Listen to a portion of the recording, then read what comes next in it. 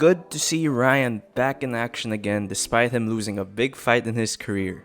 There's no better way to get back on track than to fight a very tough opponent wherein your chances of losing is much higher than compared to other guys you probably could have fought in the division. Actually, the more I think about it, the more I see that this is perhaps the toughest way to come back to the sport.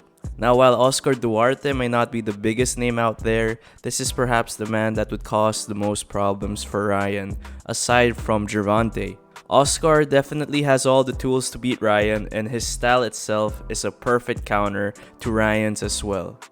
A sturdy pressure fighter that aims to break you down with non-stop forward action. Now, as we have seen from Ryan's other performances in the past, he is not really the best when it comes to close range boxing. Typically, Ryan likes to stay back and catch the opponent on the outside range, to eventually set up his brutal left hook that he has gotten so many other guys with. But how long can he really be staying at the back foot? Eventually, he's going to need to stand toe-to-toe with Oscar because Oscar is not going to stop coming forward. This is where Ryan's training with Derrick James will most likely come into play. And from what I've seen, it looks like Derrick James is working on really refining the fundamentals of Ryan and fixing a mistake that has been plaguing him his whole career. Keeping his hands up, especially when he throws that hook. Also, unlike Ryan's other fights, he won't be having a reach advantage this time around. This is not to say you can't be an outside boxer even if you have the lower reach, but purely just focusing on staying on the outside against an opponent with the longer reach is not the way to go. Rather, Ryan is going to need to feel comfortable on the inside, wherein I think majority of the fight is going to happen.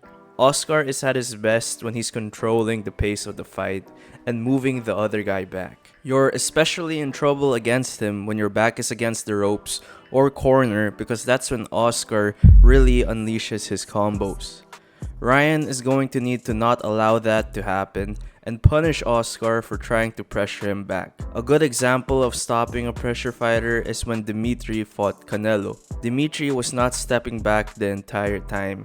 He would stay in the middle against Canelo and fight him back as well, so Canelo would be cautious going forward. I think Ryan would need to do that as well. He can't let Oscar set the pace. He needs to make Oscar respect his punches, and once he starts making Oscar cautious of going forward, that is when he can start unleashing his signature left hook. I guess the biggest flaw with Oscar, well, not really a flaw, but it's that Oscar doesn't really do anything too unique in there.